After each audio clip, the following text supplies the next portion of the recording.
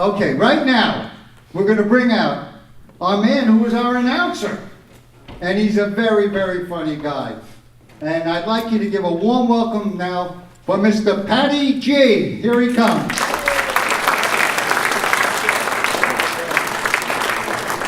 Hey, give it up for Mark Bryan. He always does a great job on his shows. How we doing, South Huntington? All right. I am so glad you're all here to share a very special day with me. Today makes 35 years I have been algebra free. That's right, algebra free. I've never needed it. Remember in high school that bullshit? You don't need this Sunday. Nope, never did. Folks, not once in my darkest moments did I ever look up and say, if only I knew the value of X. The good Lord Jesus is walking up a hill and he comes upon a group of people ready to stone the town prostitute. And he says, hold it.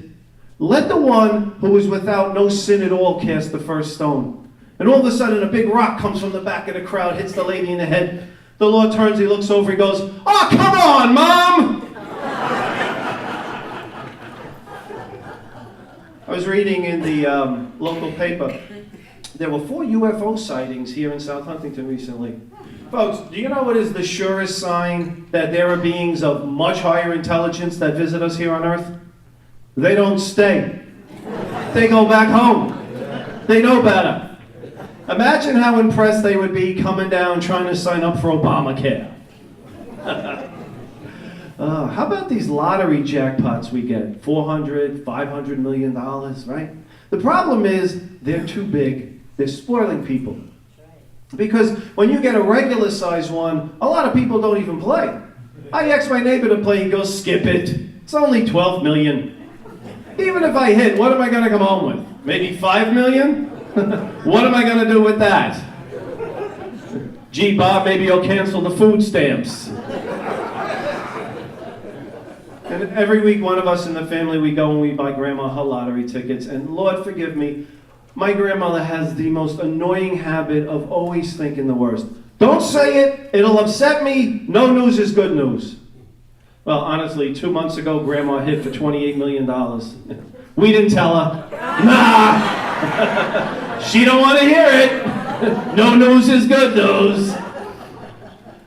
And my nephew comes up to me. He's got 30 lottery tickets in his hand. He said, Uncle Pat, quit your job. We're millionaires. I got all 6 numbers. I said, Einstein on the same ticket? Oh. You know, folks, this kid has a master's degree. I don't know how he ever made it out of the 9th grade. He actually put down on his history final that Joan of Arc was married to Noah's Ark. I'm new to Huntington. I actually am new to Long Island. I just moved here from Queens. I can't get used to how you talk around here. Anybody here from Queens? All right, good, you know. In Queens, if you park your car 10 blocks away, that's a good night. And guaranteed it's either getting stolen or you're going to forget where you put it.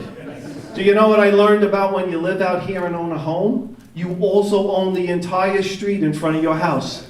Yeah. My neighbor rang my bell at 2 a.m. He goes, you parked your car right in front of my house? I thanked him for letting me know where it was. I said, wow, what a concerned neighbor. I said, here, why don't you go pull it up front? Now I park in front of all the neighbors' houses. I treat them like parking attendants. It's better than LoJack. Somebody's always letting me know where that car is. And what's with the diners out here that think it's perfectly okay to start mopping the floors with bleach while I'm in the middle of dinner? I think all the entrees should come with soup, salad, and Clorox. And they bombard me with choices. It's so overwhelming ordering a meal. Sir, how can I help you? Just a burger? Cheese, turkey, pizza, veggie, soy. All right, soy. Fries or veggies? All right, veggies. Peas and carrots, corn, spinach, broccoli. All right, corn. On the cob, niblets, cream style. Niblets, coffee or tea? Coffee, regular or decaf? Regular. Sugar, equal, sweet, low, Splenda. Listen, love, you pick, okay? Half and half or milk?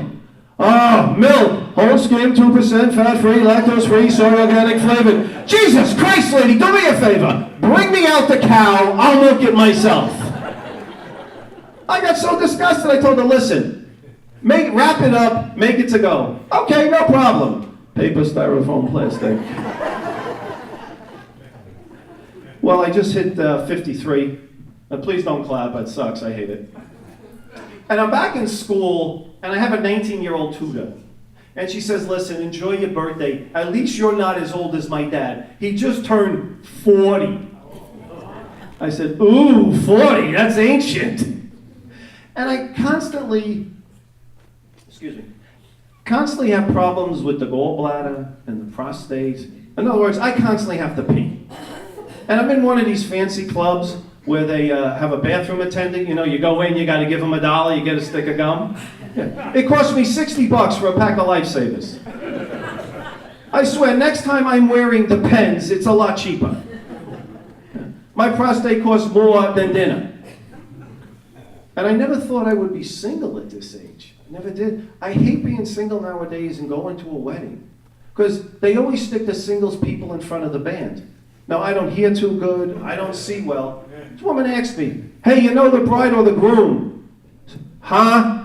Do you know the bride or the groom? I said, sure, I'll have sex with you. No problem. Boy, was her father pissed. And I go to these singles events, and I always have all of us wear name tags. You know? You're in the middle of this place, everybody's looking at you. I feel so out of place. You know? It's like the whole entire restaurant is Giorgio Armani, and I'm like a pair of pink bell-bottoms. And then they have to march us right through the middle to the back room someplace. Now I start feeling like I'm on display at the Bronx Zoo. You know? Honey, look, right there, single people, how cute! Folks, please, no petting, feeding, or teasing the single people, okay? These are untamed singles, thank you. So I decided to try online dating. Oh, God. I called the woman up I had taken out. She says, listen, it's really not going to work.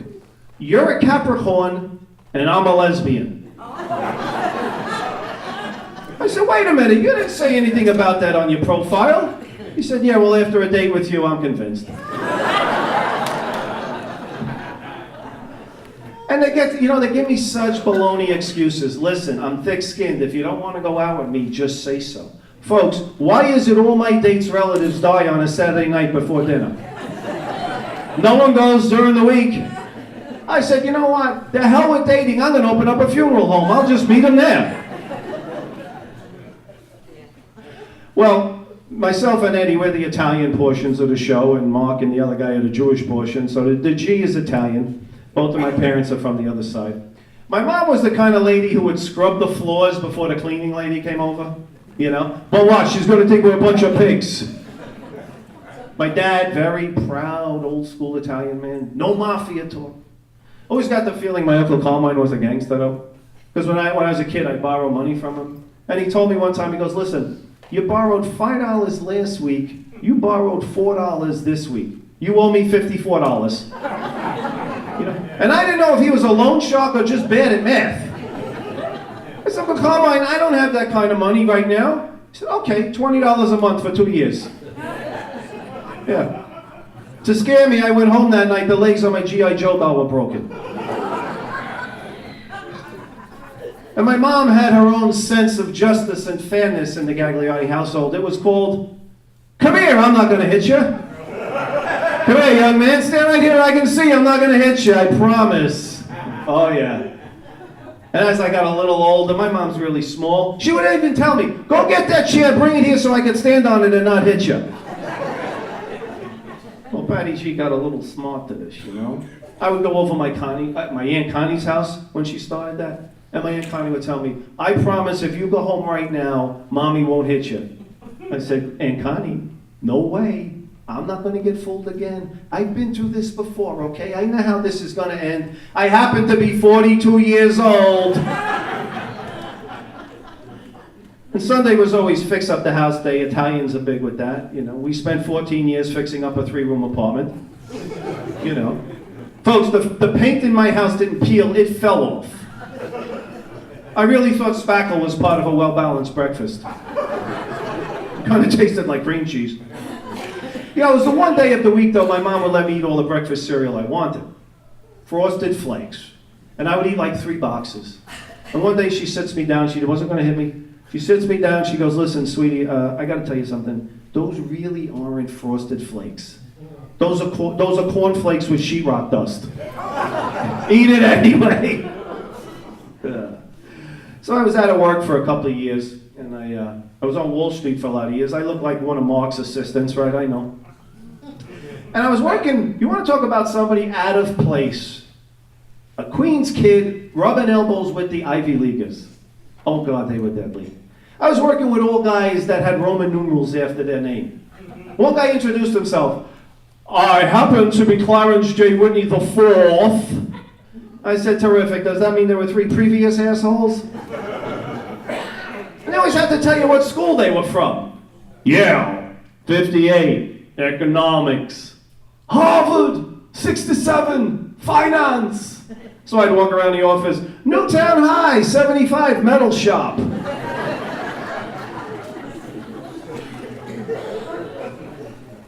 And they would solve all their arguments on the golf course. Golf, who golfs? Clarence got in my face one day, he said, tomorrow on the 9-hole. So I go out, I buy myself 2 heavy-duty golf clubs. To show you what I knew about the game of golf, I'm walking around with them in a wall bounce bag. The only thing I did know was the least amount of swings wins. We get to the course, Clarence goes to tee up, I smacked him right in his head with my 9-iron. Fight over, I win. 1 swing. So I had to take a job. I didn't have to take a job, but I took a job with the IRS for tax season. And one thing I gotta say is they're a great group of people, but you can't phase government workers. They're like immune to it. You can't startle them, you can't, nothing. Folks, I can walk down the hallway of my building naked, eating bugs with a diaper on, okay? And all anybody would say is, hey Patty, you wanna get some coffee? So they said, listen, you have to learn this. Your federal income tax for individuals. Now, before I go on, I want to tell you, this is an official government publication. It's available to anyone in America. It's updated every year. And not one word of I'm about to say is made up. Let's see what is really in the tax code. This is the exciting part. Okay. Item 9, stolen property. If you steal property, you must report its value in the year you stole it, unless you return it. Well, that gave me an idea. You know the idiot that rings my bell at 2 a.m.? I stole his car, went to Atlantic City, came back, didn't pay no taxes. Item 14, exemptions. You may claim one or both parents as an exemption as long as they have lived with you for 6 months. Please note, your parents must be older than you. Don't laugh, folks. You probably voted for the guys who wrote this. The last one's the best. Illegal activities. Income from illegal activities, such as selling illegal street drugs, must also be reported on your return. Now that gave me a problem. Because now I got to give a 1099 to my cocaine dealer, and a bunch of 1099s to all the massage parlors. For those happy endings. Well, folks, that's my time. They wanted me to do another 5 minutes, but quite honestly, I got to go in peace. So I'm going to give you back to Mark Breyer, okay? Thank you. All right, Patty J. Good job.